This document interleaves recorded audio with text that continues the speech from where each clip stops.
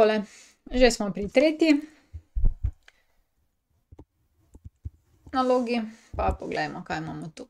Imamo kot 45 stopinj, tale je hipotenuza in tale je kotu nasprotno. Kotna funkcija, ki govori o nasprotni in hipotenuzi, je sinus. Se pravi, sinus kota alfa je nasprotna polomljeno s hipotenuzo. In dajmo to zdaj rešiti. Se pravi, tule bom pisala. Tretja je sinus kota 45 stopinj je nasprotna polomljeno s hipotenuzo. Sinus kota 45 stopinj je x polomljeno z 12. In pogledajmo, koliko je sinus 45. Damo sinus 45 je.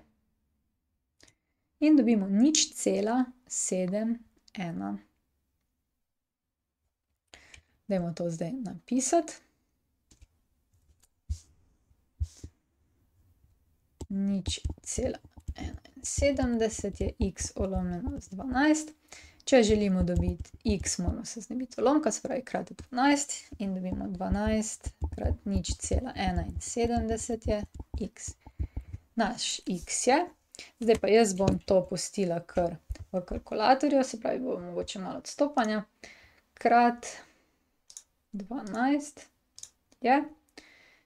In dobimo rezultat 8,49. Se pravi 8,49. Takole. Gremo na naslednjo nalogo, še dve sta nam ostale, potem ostalo imate pa za domačo nalogo. Se pravi, tale je četrta. Pa dajmo četrta naloga. Poglejmo, katere imamo. Se pravi, tale je hipotenuza. Hipotenuza. Tole je kot, na katerega gledamo, in ker je tale x zraven tega kota, je tale priležna. Priležna in hipotenuza je pa, klet je pod hišo. Se pravi, kosinus kota 60 stopinj je priležna polomljeno s hipotenuzo. Vstavimo zdaj vse tole noter in imamo kosinus 60 stopinj je x polomljeno z 7. Pa poglejmo, koliko je kosinus 60 stopinj. Najprej kosinus 60 je enako in dobimo 0,5.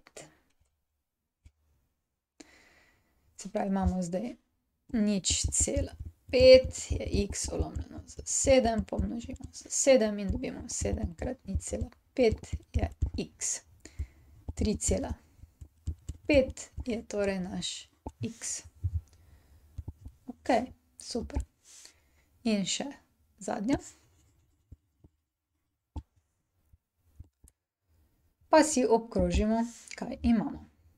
Nasproti pravega kota je hipotenuza. Gledamo zdaj tale kot y in nasproti tega kota je tale, ta nam nič ne koristi, tale pa leži zraven, se pravi, je priležna.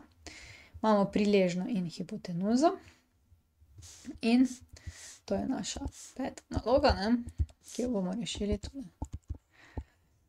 Priležna in hipotenuza smo rekli, da je kosinus, se pravi, kosinus kota y je priležna polomljeno s hipotenuzo. Kosinus kota y je priležna 3 polomljeno s hipotenuzo 5. Ja, zdaj imamo pa težave. Vsaj drugačno je. Prej smo imeli tule ponavadi neznanko, ne, smo tukaj ven izrazili. Zdaj imamo pa tule v kotni funkciji. To pa pomeni, da bomo mogli malo popaziti. Če hočemo dobiti tole, potem je treba pa kalkulator uporabiti malo drugače. Najprej dajmo v kalkulator tako, da dobimo tole številko. Koliko je 3/5? Se pravi, damo kosinus y je 3/5. Gremo v kalkulator in rečemo 3 deljeno s 5, če hočemo 3/5, ker je to isto. 3 deljeno s 5, to je 0,6. 0,6, pa napišemo tule 0,6. Zdaj pa moramo dobiti kot. In pri kotu imate pa 2NDF ali pa INV, ali pa tako imam jaz, imamo tudi shift, ne. Ali pa, kaj bi še pa bilo? Shift. Ne vem, tista leva tipka in to je pomembno, ne.